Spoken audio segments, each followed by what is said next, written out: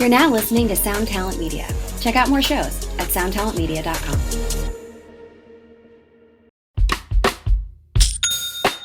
When you think about businesses that are selling through the roof like Skims or Allbirds, sure, you think about a great product, a cool brand, and great marketing. But an often overlooked secret is actually the businesses behind the business, making selling and for shoppers buying simple.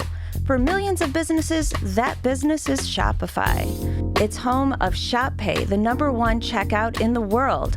You can use it to boost conversions up to 50%, meaning way less carts going abandoned and way more sales going through to checkout. Upgrade your business and get the same checkout Allbirds uses. Sign up for your $1 per month trial period at shopify.com/income, all lowercase.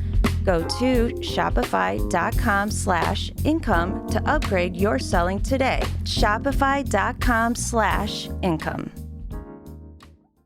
The new LinkedIn Hiring Pro can't undo your last hire. The human postponer. They were the master of one phrase. I'll circle back on that. But 3 months later, you are the one doing all their work and wondering how big that circle is. But LinkedIn Hiring Pro can take the hiring load off your plate by automating the hiring busy work from the initial job post to scheduling interviews. Hire right the first time with LinkedIn Hiring Pro. Post a free job today at linkedin.com/quality. What is up, good people, and welcome to another episode of the Tone Mob Podcast. Thank you so much for hanging out with me.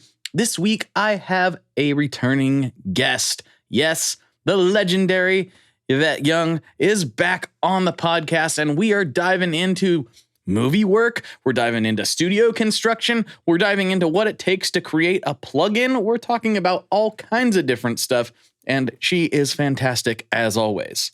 I think this is probably her 5th time on the podcast, so if you want to get her story, you're going to have to go way back to when we first recorded an episode in a van. Yeah, in a van at a venue where the power was knocked out here in Portland. We were in the van recording a podcast.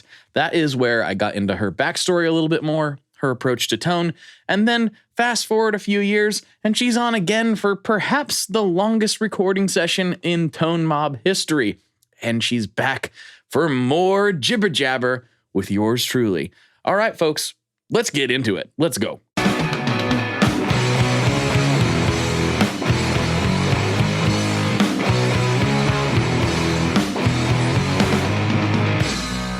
Hello, everyone. Welcome back to another episode of the Tone Mob Podcast, the show about guitar stuff, occasionally, sometimes. I'm your host, Blake Lyon. With me today, I have returning Steven Seagal. Welcome back, everybody. What's up, guys? This will be like, what's up, guys? I'm pretending to be of another nationality right now. Yeah, I know. Yeah. Right? Just like Yvette Young's back and...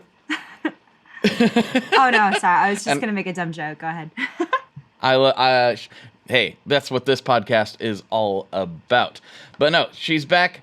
We're talking about whatever comes up. But you have been crazy busy since we last spoke. Like, crazy busy. I remember we fist bumped off the stage here in Portland back when the Doug Fir still existed. That place is gone now. Oh my gosh, and that's the last time I saw you. Yeah. Yeah. It's been a lot of touring and stuff coming out and... Yeah. All kinds of things. All kinds of plugins. All kinds of stuff. All kinds of studio build. I wanted to talk to you about your studio build that you did a lot. I am a kind of a big nerd about all that stuff. Yeah, so, yours looks great. I don't know. Well, thank you. I appreciate it. I'm not a finished carpenter, so I just threw wood on the walls and be like, yeah, that's the vibe. That's how it is. It's supposed to look rough and rustic. Unmeasured. Yeah. It's cool. Yeah. But let's talk about yours. People have heard you on this podcast a bunch. I don't think we have to dive into the whole story again because we've done that a couple times. We're just going to roll. If you want to know more about the past, go listen to the older episodes where we recorded in a fogged over van with the power out in Portland. Go check those out. But this one we're talking about now. We're talking about what's going on at the time. So your studio build, let's start there because I want to know what inspired you to decide to like just dive into that. I don't know if you have that kind of stuff in your background or not. I know you did a lot of that or all of it yourself. Like let's get into that a little bit. Yeah, I am not in my studio. This is not my studio right now. Heads up. I know. Yes. Oh yeah, we should note that. This is not it. Yeah. This is actually my partner's studio. He built this in Wales. And I just got real tired of the Bay Area, I guess. I just needed like a change of pace from I'm not like a city person by any means, so I impulsively just moved to the woods, and I was like, I want a place I can afford, and the only place I could truly afford in California was like in rural areas, because all the city places are like, well, you're looking at a minimum of $1 million, and I'm like, I don't have that. Okay. So, yeah, I found a home, and I did kind of like have another place in mind, but then I visited it. It was kind of like a catfish house because it looked one way on Zillow, and then it like was completely different.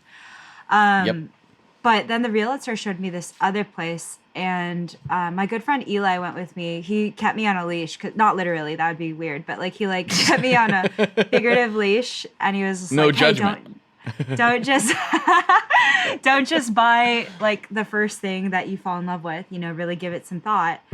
And you know, I was dying to get out, and I'm one of those people that really decides with like how I feel. Sometimes rather than like logically. So I saw this house, the last one the realtor showed me, and it was so cool. I was already excited by the exterior because it was like not a log cabin. Like I didn't really want to live in like, you know, like a serial killer log cabin cliche. As fun as that would be, it looked very like a normal house. And then she was like, so I chose this one for you because of this. And she showed me this whole upstairs bit that was just completely unfinished. Like I can send you photos of it. It just had nothing at all. Like just wood and open pockets where bugs were coming in and like rats were everywhere. It was truly a mess, but it was a mess with potential. All I saw at that moment was like, I'm going to put my desk here and all my guitars here and like blah, blah, blah. So I got that house. It happened pretty quick. It was over like maybe like 4 months, something like that. Just, and yeah, my partner is so generous and sweet of him. He just was like, hey, I want you to, I've had so many like rough studio experiences where I'm at the whim of someone who doesn't want to do what I want and maybe is cynical and has their idea of what like a record should be and doesn't want to like do anything different or outside of what they're already comfortable with. So I'm like, just because of the general like misogyny and weirdness and cynicism of different studios I've been to, I was like, I just want to like record myself from now on. So he was like, yeah, as part of me supporting you and your wish to do this, I'm going to help you build out your attic. Because I was looking into like a contractor and it would be like an additional like $40,000, not including like all the furnishing and stuff. And easily. Yeah. Yeah. So, you know, Allie was like, we can do it cheap. So we did it over 2 weeks. Whoa. Fast track.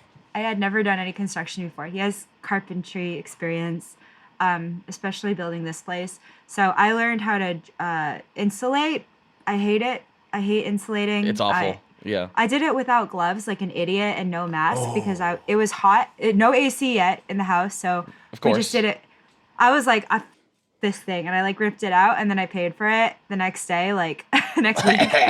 Yeah. So I insulated it, vapor barriered it, drywall. We cut all the drywall to like, cause it's an A-frame shape with like really weird sides. We built a wall on the side with like a window cutout. We did tongue and groove ceiling.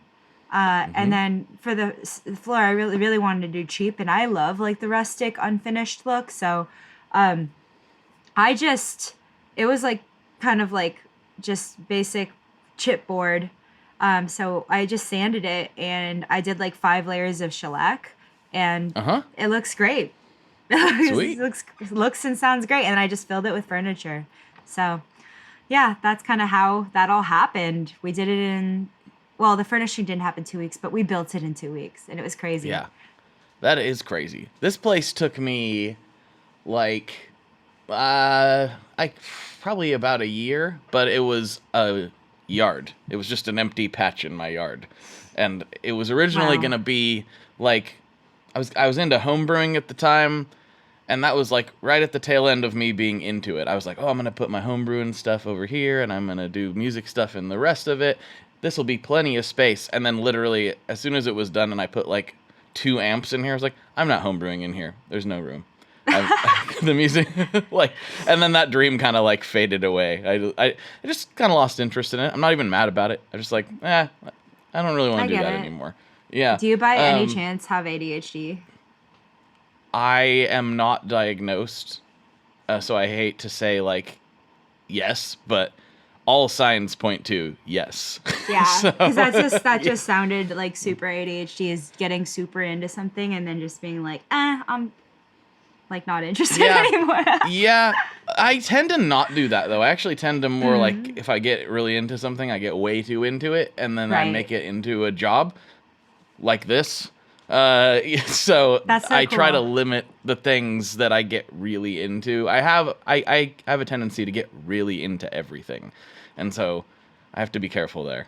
I have that thing where I'm like, in my head, I'm such a perfectionist and like scared of doing something like not correctly or poorly. So I have so many things I'm interested in doing, but I never let myself do it because I don't want to do a bad job, if that makes sense. So I admire people who like jump in and just don't care if they don't know how to do something.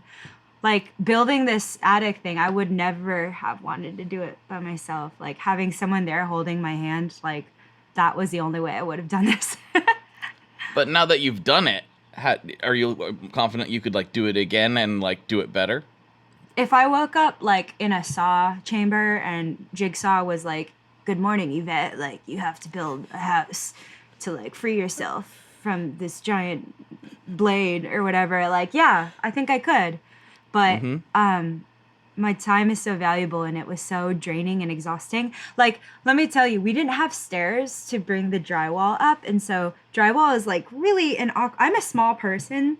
It's a really awkward thing to carry. And it's heavy. And, you know, I had like so many sheets of it. And we were just passing it up and down through this like little portal and a ladder. So everything we brought up, like all the tongue and groove and stuff, like all the wood and the what is it called? The lining. I'm forgetting the name of the like the visqueen or whatever. The trim. The trim. Yes.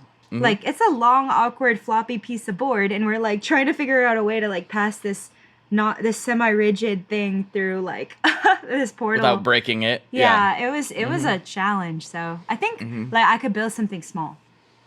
Yeah. That's pretty cool though. I mean, I think that's for me, I come from the blue collar world and like building stuff. I wasn't in construction forever. I was more of a mechanic, but I did do construction. Amazing. And I don't want to do that for a living anymore. I really don't. I don't miss it in the slightest. But for me, and like my kids are getting older, they're still a long ways off, but like I think about that, I'm like, what has been valuable to me? And learning those skills was really, really valuable to me. Like now It's like, oh, toilet's broke. Like, I got it. Yeah. You know, like, oh, this is broke. I got it. Grandma's sink was leaking unexpectedly after a birthday party the other week. I'm like, well, Home Depot's still open. We got it. You know, like it's helpful. Those skills have really come in handy like hundreds and hundreds of times. I'm like, I think I would advise my kids to at least do it for a little while. Yes. And just learn about it, because even though it kind of sucks, it's good, valuable knowledge to know. And I think it like carries on into other things. Yeah. And also like, you know, I feel like doing this gave me so much appreciation for the construction of spaces and how much work exactly goes into building a structure. And, you know, I think a lot of us who do creative things maybe take some of the blue collar stuff for granted because we don't like do the actual labor part of it. And it's a lot of work. It's a lot of measuring. There's a lot of math behind it too. We did we busted out the protractors and stuff the saws, all of that. And I think it's so important to be well-rounded. And I actually love learning how to do things myself. I hate the feeling of being reliant on other people. Because what you gonna do when like no one's around to help you? I hate feeling stuck like I'm useless, you know? So I totally think it's important to know how to fix things, repair things, maintain things. That's like such a huge skill. Yeah, it's good stuff. It's good stuff. And it can go alongside anything else. Like you don't have to just do that if you don't want to. You can certainly learn these things and just have them. Then you always have them in your back pocket for when you need them. And maybe you're not an expert at everything. Like I said, I'm a terrible finish carpenter. My dad's great at it. Like his detail work is insane, and mine's like I'm like slap it together, it'll work, and it will work. It may not look the best, but it'll work, and that's what I'm going for. Have you seen that South Park episode where it's like the Silicon Valley and like all the plumbers and mechanics are like the new billionaires because all the tech No, pros I haven't. They don't know how to like fix their oven, and there's just like a shortage of people who know how to like do things. So, that episode's pretty funny. It's true. I think it's a little accurate in some ways. It is true. And that's peeling back the curtain a little bit. A lot of those trades pay really, really well. I'm not to rehash all that old trope, but it's true. Like I have a lot of friends still in the trades, and they do quite well for themselves. So and their job not is without its drawbacks, but nobody's it does gonna pay good. AI is not gonna fix a toilet as so far. Like I don't think AI is gonna fix a toilet, but it's certainly maybe? even if it can fix a toilet, it's not gonna crawl under a house and run the pipes. It's not. That's true. It's true. So, segueing slightly into technology, let's talk about Mixwave, because I really like those guys, and I've played a lot of their stuff. In fact, their Benson plugin is like what made me turn the corner a little bit. Like I was like, oh, I use it all the time. But your plugin, how did this happen? Let's talk about this process. So we talked about it years ago when I was actually more green to the recording world. And stuff just happened, it got put on the back burner. The pandemic happened. Life got busy.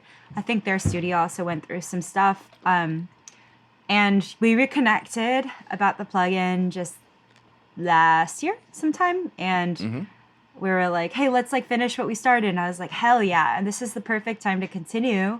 Because now have all this recording experience under my belt. I built my home studio. I like now produce and record out of my own space. I've done I've done guitar for Superman out of my house, and I now know how to use. I want to talk about that too. Yeah. Yeah, it's like cool, right? So I'm like, I feel like way more qualified to develop a plugin because I like actually know what I want. And we just kind of talked about we rehashed some of the stuff we were talking about. They improved it. In those like 5 or so years, the modeling world just got so much better. And so the AC30 that we're trying to capture just sounds like incredible now. So I'm really glad it came out this time and not in the past. And like my rig changed a lot too, and what I want out of recording. So we just kind of refined things and rolled it out. It seemed to happen really quick. Like the cooking part was like so long and dragged on, but then the actual like making it, whatever, it feels like it happened over like a week. Well, and they learned a lot of stuff too. Like I know they have like a really crazy engineering team and like some brilliant people that work there, but I think the Benson was the first one they did. Excuse me. And I've seen the like things they've done since then, and how, I talked to the guys about the process actually on the show, and it's a crazy process to like break down and digitally model a capacitor. They're going like component by component, at least with the Benson one they were. And now to see how far they've come, it's really cool. I love that. So for the listeners who aren't familiar, like what pieces of your rig are in this plugin? Okay, so it's basically like a dupe of my touring rig, without some of the more fancier stuff. Like my signature walrus pedal isn't on there because it's just so complicated. That pedal in itself is like a separate whole plugin, you know? Yeah. So I would like to eventually have that as an add-on. And then obviously like the stuff that like my microcosm does and the mood does, that's also really complicated. So we didn't have that in there. Again, I would probably develop a separate plugin for the stuff that I like from that. But in terms of what's on my board, I got the compressor, got the the amp itself is an AC30 sounding amp, and you can like control the mic placements. There's so many different mics to choose from, and you know, you can even just like there's a post and pre EQ as well. So that's like a super powerful tone sculpting tool, which means you can change your tone before it hits the amp, and then after everything, sculpt that EQ too, which is super useful because sometimes, you know, drives and distortion add harshness, blah, blah, blah. There's an octave pedal. I use an OC5, so I wanted something that had like a pitch shifter. For that chunk, there's like kind of like a gain pedal that's somewhat reminiscent of my longsword. I love electronic audio experiments. Like, yes, they're so lovely, and the longsword is my favorite. So I have that there. I have an additional delay there. It's, you know, there's not much I can say about delay. It's like I have a carbon copy deluxe on my board. A reverb kind of based on the slow. And what else? Oh, a chorus based off of the Juliana. And it's not like a direct copy, by the way. It's just like we tried to go for like a chimey, you know, sound. It's very versatile too. And then I have like kind of a lo-fi modulator thing and a fuzz. So cool. Oh, and I then last minute added a tremolo because I wanted something that I don't have that on my board, but I started getting really into tremolo.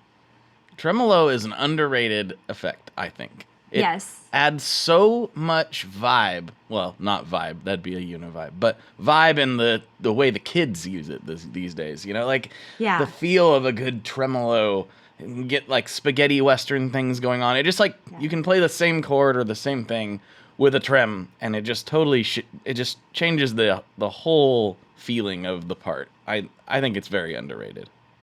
It's 1938. The 2-week pay period is invented. But then the world got faster. Faster travel, faster delivery, faster everything. Except our pay. Until now, with Daily Pay, everyone can access money they've earned when they need it. Yes, this is the future of pay. Daily Pay. Work with the leader in on-demand pay at dailypay.com. Transfer fee may apply. This episode is brought to you by Accenture. When your advertising operations fall out of sync, everything else follows. Spotify and Accenture are working together to reinvent the rhythm of ad sales, using automation, analytics, and smarter workflows to simplify campaign delivery and access better data across the business. The result? Less time spent on operations, more time connecting brands with the moments and fandoms that matter most. Learn more at accenture.com/Spotify. The right window treatments change everything. Your sleep, your privacy, the way every room looks and feels. At Blinds.com, we've spent 30 years making it surprisingly simple to get exactly what your home needs. We've covered over 25 million windows and have 50,000 5-star reviews to prove we deliver. Whether you DIY it or want a pro to handle everything from measure to install, we have you covered. Real design professionals, free samples, zero pressure. Right now, get up to 40% off site-wide, plus get a free professional measure at Blinds.com. Rules and restrictions apply. Yeah, it automatically reminds me of like the desert and like Zorro or something, like, you know? Yes. Yes. You see Clint Eastwood immediately just there somehow. Yeah. Tremolo summons Clint Eastwood out of the depths. And that's like the power of effects is, I think like what was exciting for me about developing this plugin with Mixwave is like, for me, all my effects are like having different colors. And I was just speaking about this at a clinic I did yesterday in Glasgow, but somebody asked me why I would, if I'm so analog based, why would I endorse like a digital plug-in product. And I was like, well, first of all, it's badass. Like, it sounds incredible. And these days, to be honest, I haven't mic'd an amp in like years. I did the whole Superman thing, like just in box pretty much with like an ACS1, you know? So, yeah, I think the technology is so powerful these days and it sounds incredible. And for me, I learned that like creativity really comes hand in hand with convenience. And the more setup I have, the more I lose the will to like do anything, you know, like especially the more tech problems you have. If you can just arrive and have everything set up, all your tones saved, you don't have to rebuild everything, just a click a button, your presets there, that you just have all your pre-mixed colors, all your formulas ready, that's your workflow. I just feel like it streamlines everything so much and is so helpful. And, you know, for me, I want more and more as I navigate this career, I realize that where I get the purest joy is getting other people to realize like how exciting it is to create and how,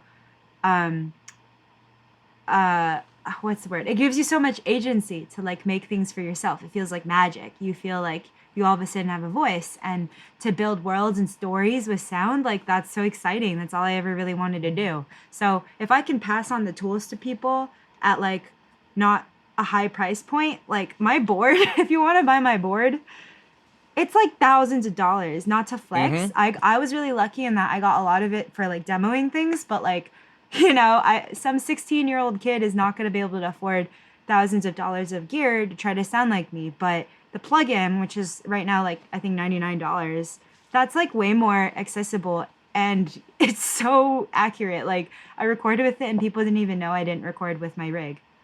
Wow, that's great.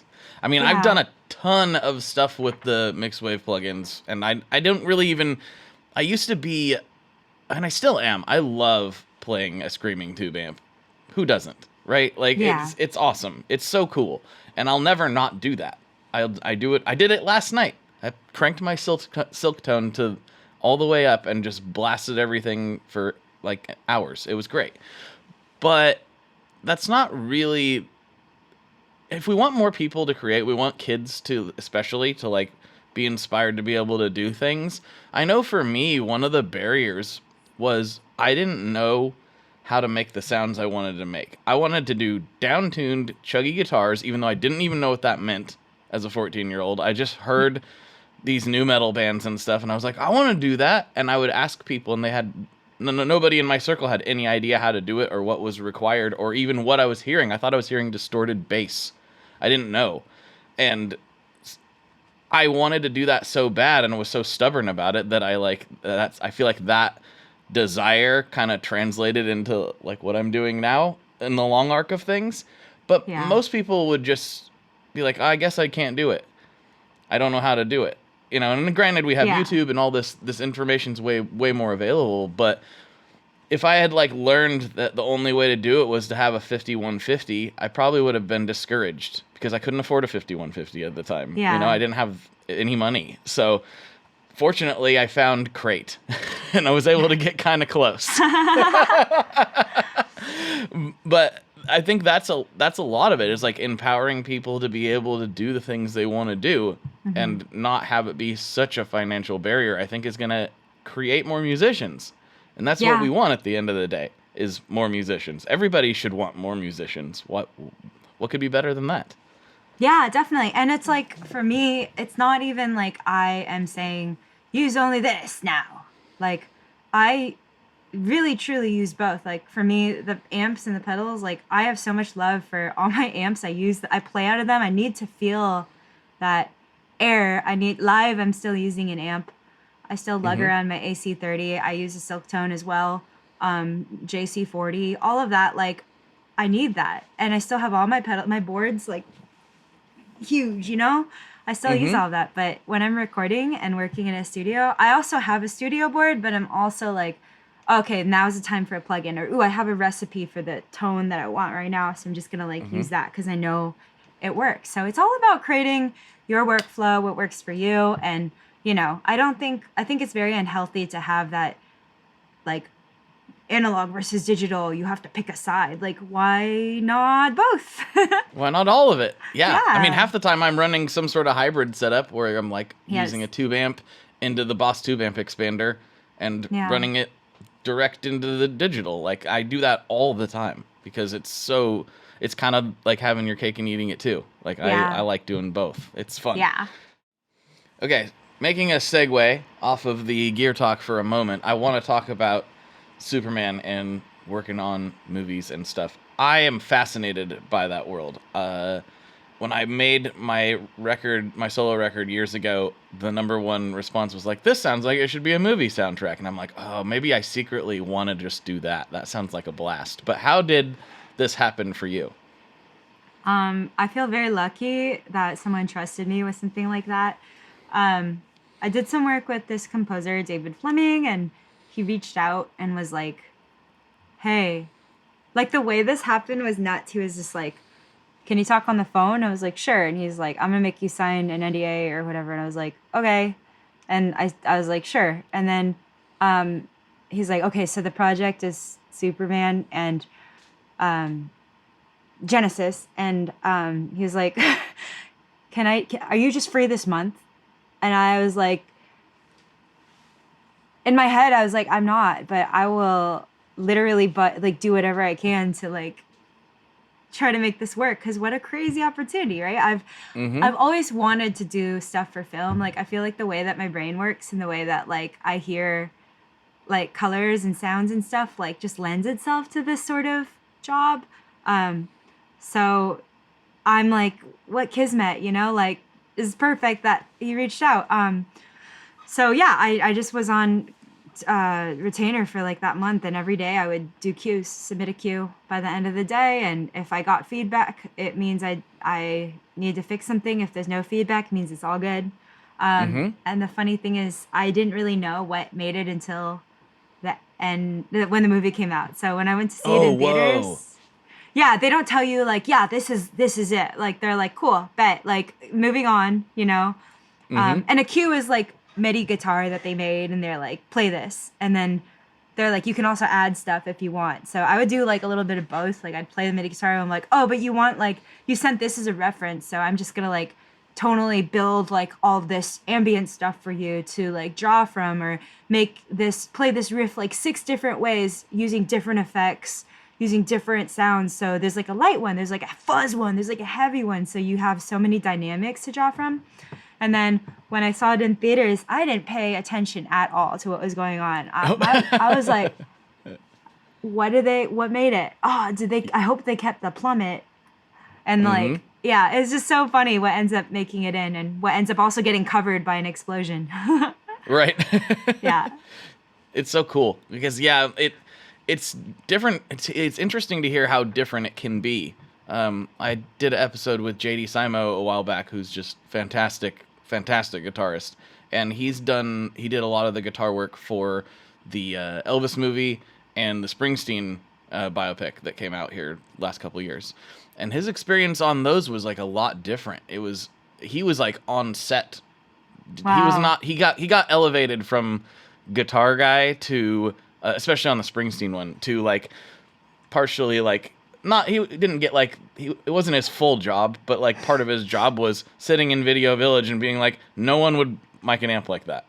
No one would do that. Like, that's wrong, you know, and making all of the stuff that would probably drive us crazy if we watched it and it was like, why is the SM57 pointed at the control panel, you know, like, or something like. Oh no, especially for a Springsteen movie, that's so real. But he also played a lot of the guitar on it, and like was teaching the actors how to, not really how to play, but how to look like how to play the parts they needed to play. It's not like they came away and they're like, I can play guitar now. It's like they can play that song.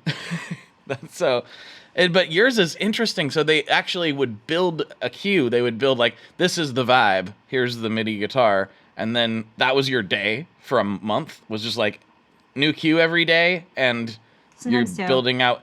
Yeah. Oh, wow. Sometimes 2. And so you would send, I don't know, 4 or 5 things for each cue. Am I reading that right? Well, yeah. Like his assistant would like send me just a folder of all the materials I need to like figure out what to do. It's almost like a little puzzle. every day. Like, Oh, wow. it's like submit it by this time. And sometimes I wouldn't get it until like 9 p.m. and it's like due in the evening. So yeah, it's funny. That's the life though. And like, this world, you have to just not be attached to anything. Stoicism, just if you really like something, don't expect it to make it, because it's not about you. It's about what serves the film. Right. What their idea of serving the film means. It might be different than whatever the musician wants. Yeah, and I'm fully on board to not be the most important thing about, like, I don't like that pressure. Like, I realize that I actually really like serving someone else's vision. Like, because it's like, I think I'm really good at hearing what someone would like and trying to replicate that from their description. Like, I love problem solving. My brain gets really excited when I'm like, oh, how can I like do something to like reach that vision in your head? Like, let's do it. Let's figure it out. To me, that's like part of the magic. And, it's very different from my own stuff that I would labor over for months because I'm a perfectionist and annoying. For this stuff, it's like, no, you just have one day to do this. You have a deadline. Right. So you can only be finicky about it so long. And remember that you're not serving yourself. It's not about your ego or whatever. It's like what that person wants. What like the director wants, that's key. Yeah.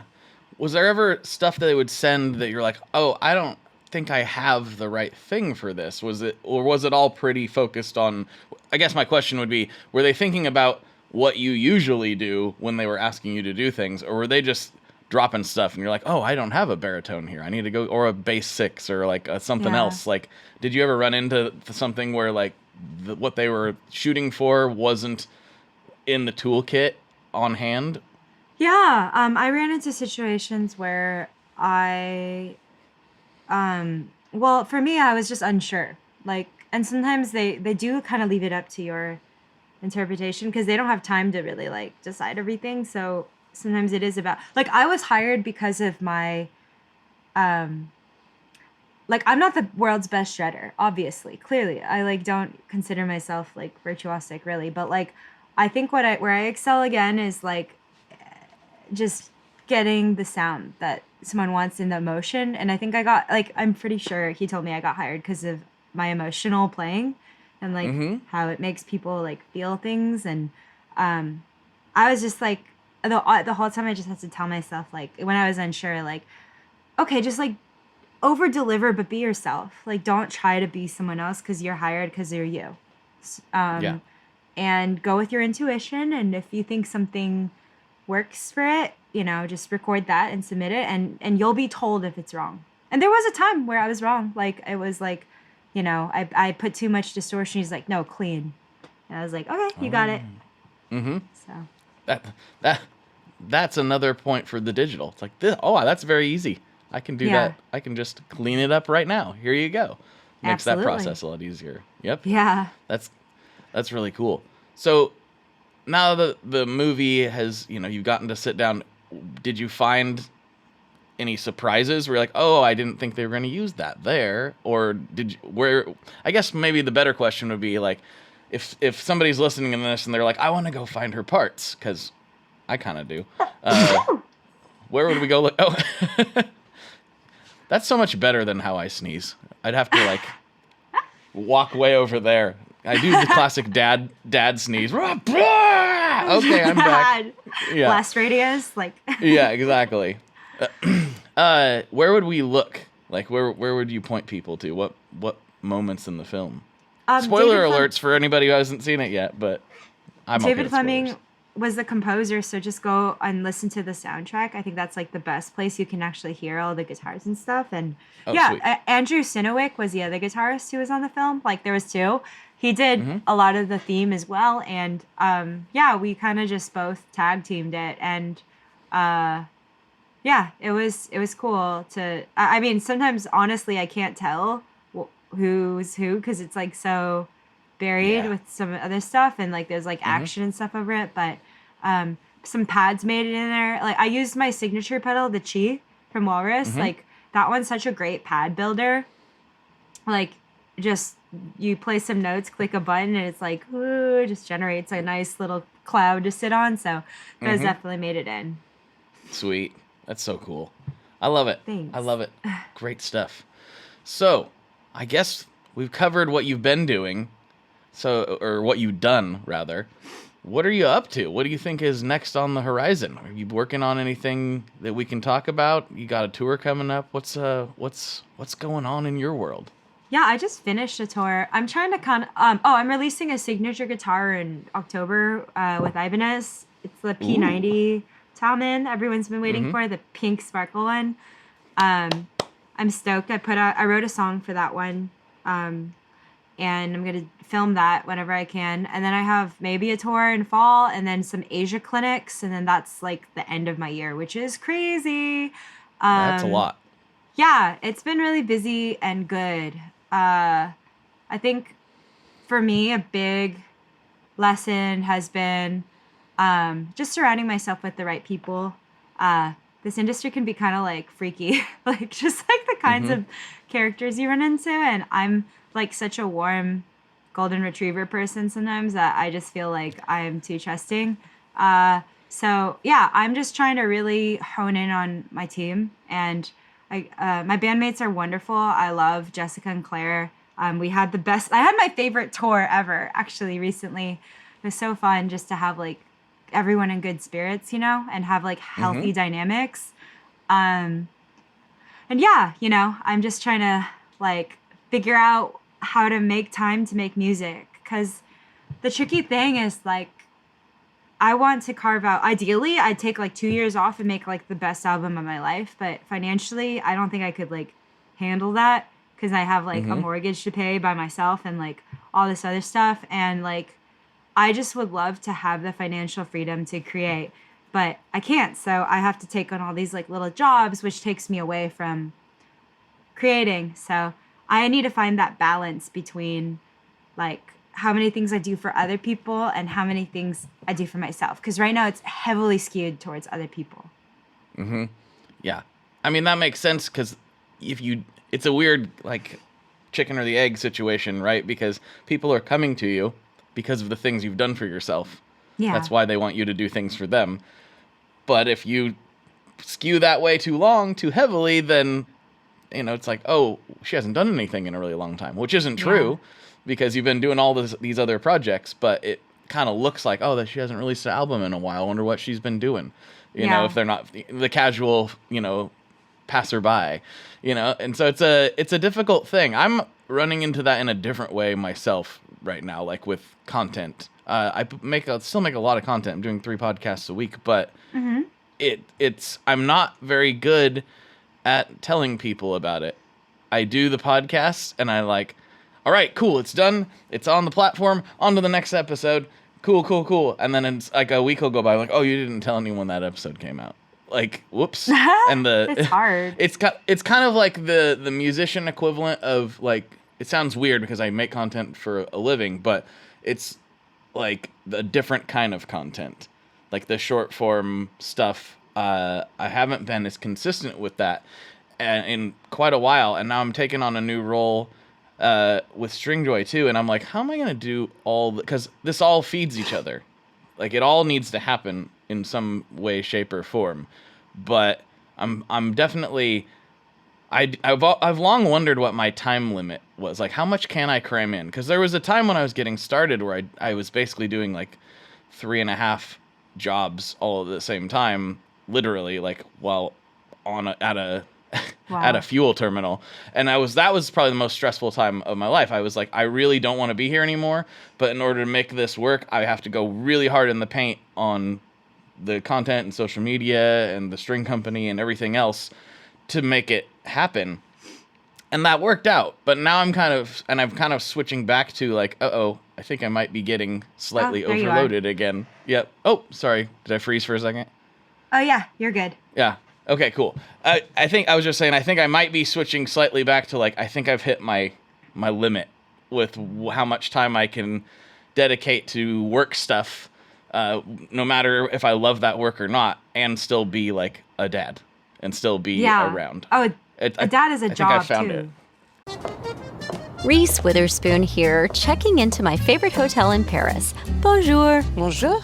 I'm traveling with my Wells Fargo Autograph Journey card, so I earn rewards wherever I book travel.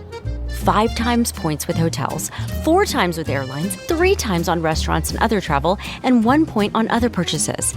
Phew, that was a lot. I need to lie down. Is the room ready? Visit wellsfargo.com/autograph journey. Terms apply.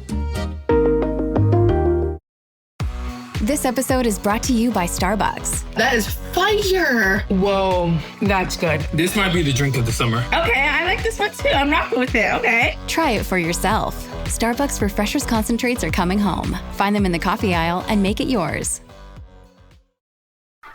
To kids, summer isn't just time off. It's time spent building confidence and curiosity. But when school meals pause, millions of kids lose access to the food they count on during the school year. As a neighbor-led network, Feeding America is deeply rooted in every community, ensuring summer meals continue nourishing growth and potential. Your support puts healthy food within reach, fueling the future for kids and their families. Give now at feedingamerica.org/summerhunger.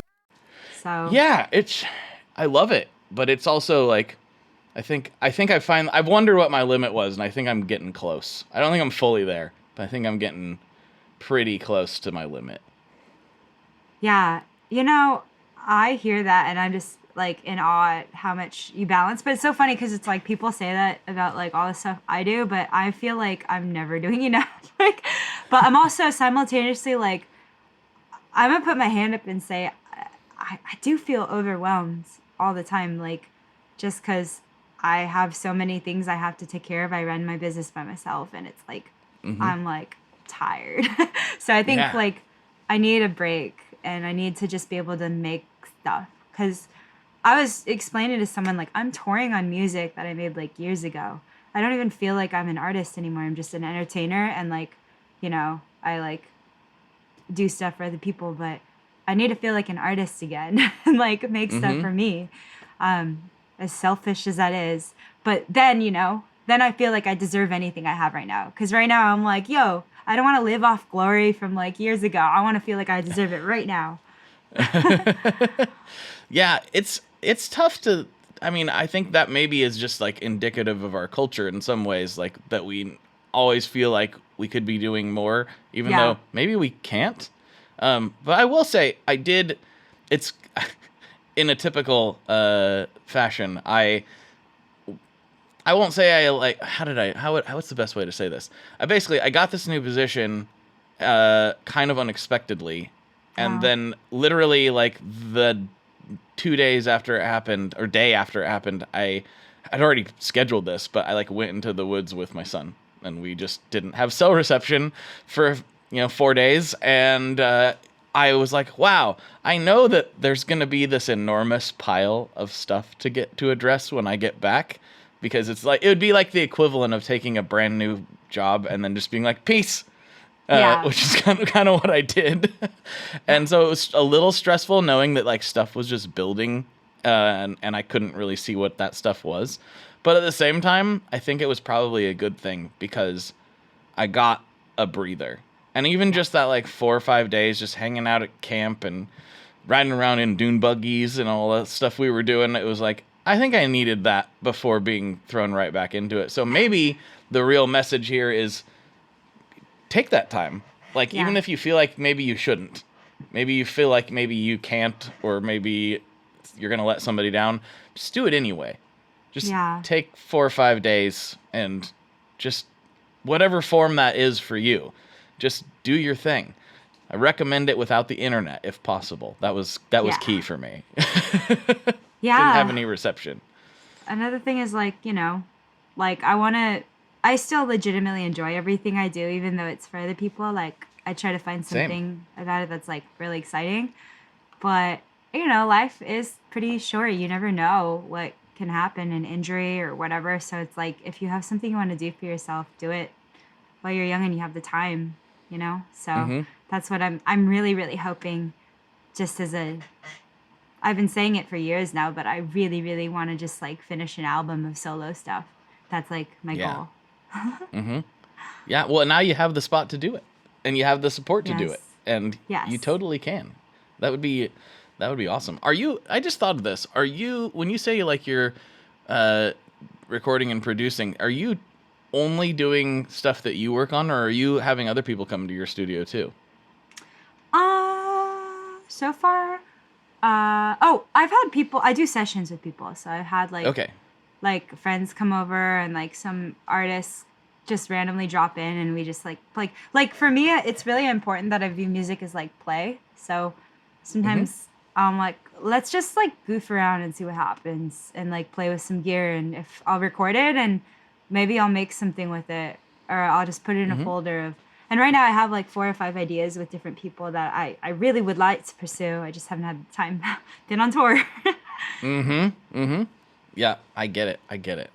It's a blessing and a curse, like how much there is to do, how much opportunity there is to do. But like, I think it's really cool what you're talking about, keeping it as play to a degree, because I know from your past and our earlier conversations that like it wasn't that way early on. It was we gotta win, we gotta beat everybody, you know, and that's a totally different mindset. So was that a difficult mental transition to like go from I'm gonna win to we're just gonna have fun with it? Yeah, it wasn't, because I never had the I'm gonna win mentality that was pushed on me, and I was always like, this is stupid. Like, this is art. Why are we using art to like push each other down? Like, it should be an uplifting thing.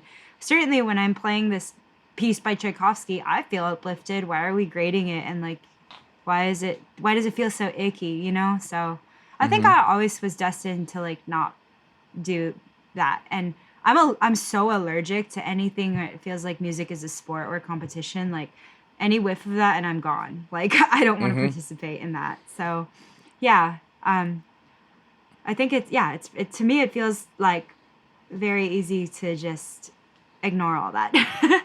Yeah, that's cool. Yeah, and it's very unfamiliar to me. I mean, there is some sort of like macho thing that dudes do, and hopefully it's like a lesser of a thing now, but like growing up it was like, no, that band sucks. Like that band's awful and I don't like that band, and I'm cooler than you because I have better taste. And it's like the dumbest thing ever. And now I still fall a little guilty to that sometimes when I'm like, I don't really like that.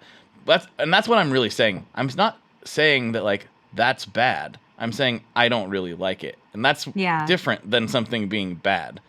Because there are plenty of things that I don't really like that millions of people like. And that's totally valid and cool. And I need to be better about like phrasing that properly. You're allowed to have your tastes. Like I definitely have strong opinions and like feel very strongly like I really like something, or I'm like, ugh, I really don't like that concept. But you know, I think being open-minded is a good thing ultimately. I've been toying with it, like in the topic of sessions and music is like play.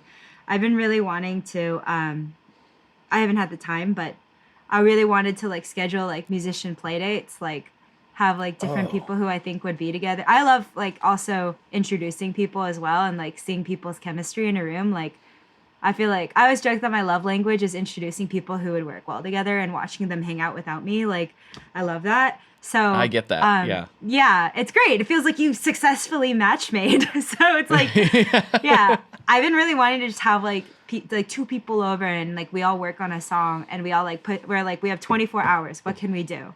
You know? And then I have like places for people to sleep at my house, so we can like always pull an overnight. And also I want to do a once a year thing where I have all my friends come over and it's like a camp, and we all like hang in a room and just like make as much cool stuff as we can and see how much of it sticks. And it's just like a week-long summer camp or something, just with my friends.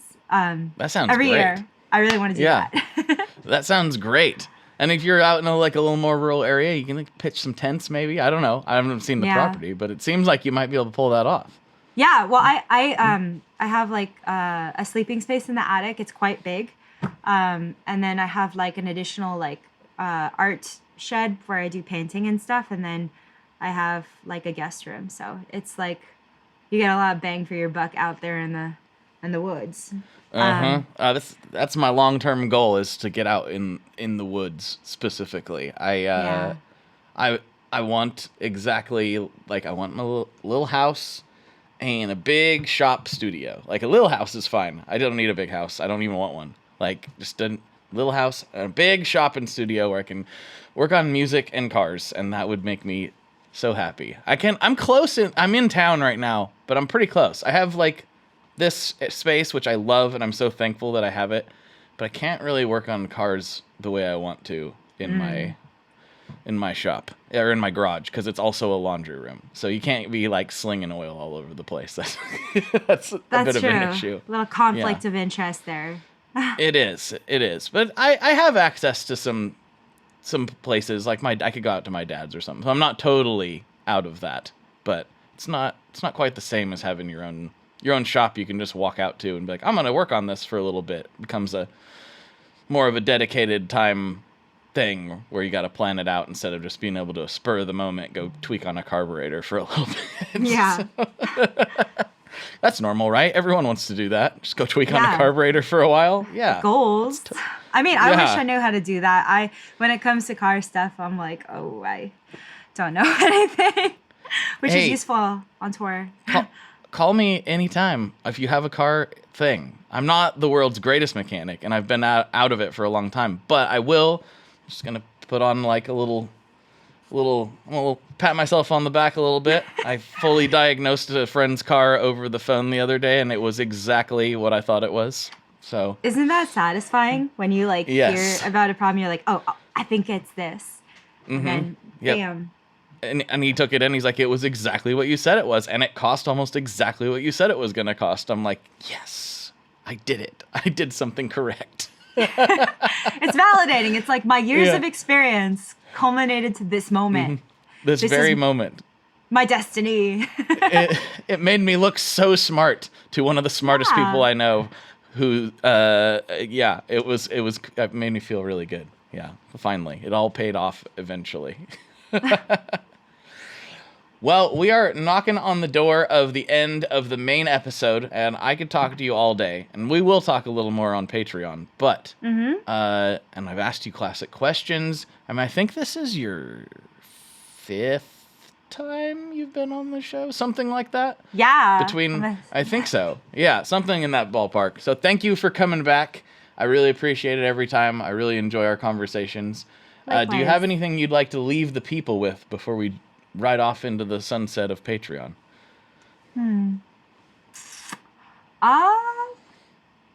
Just want to thank you for listening, and I feel like these are always crazy, but just, like, really take care of yourselves, guys. Just take care of yourselves and check on your friends. Love it. Check on your friends. Check out her music. Check out her projects. Give her the follow on the social meds, because that's a thing we got to do these days. Oh, check out the plugin.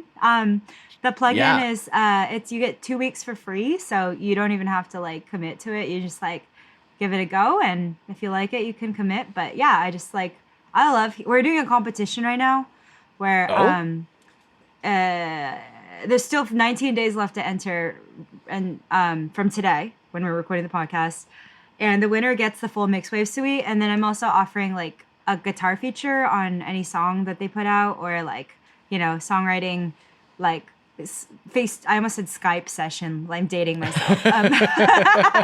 Songwriting sesh, so far there's been a lot of really cool entries, and I'd love to see more. Okay. Yeah, I'm gonna have to think about when this comes out. I think there will still be a few days left by the time this episode drops, if I'm calendaring correctly in my head. So won't be full 19, but get on it. Go check it out, because there will still be some time left. So get your creative juices flowing. Go check that out, because that is quite a prize. That's pretty awesome. I love it. Yeah, I'm stoked. That's awesome. Well, thank you so much for coming on. We will slide over to Patreon and see what kind of nonsense we can get into. Does that work for you? Sick. Sweet. All right. We've had some legendary Patreon sessions. I'm sure this one won't be any different. All right, everybody. For Yvette, this is Blake. And as always, folks, good luck and good tones. All right, folks, I hope you enjoyed that as much as I did. Please, please, please make sure you check out her music. She is fantastic. She is one of my favorite guitarists, and I think she shreds. She doesn't think she shreds, but it's my kind of shreddery. She does some incredible stuff. One of my favorite guitarists ever, sincerely. And obviously, she's fun to talk to. And guess what? We talk about horror movies again on the Patreon episode. This time, we're diving into what's wrong with me. There's a screw loose, let's put it that way. And we get into that and more on this week's Patreon episode. So go to patreon.com/tonemob, where for $5 a month, you can get access to not only the ad-free feed, but also the bonus episodes. All right, folks, I will talk to you on the internet very soon. Thank you very much. Bye-bye.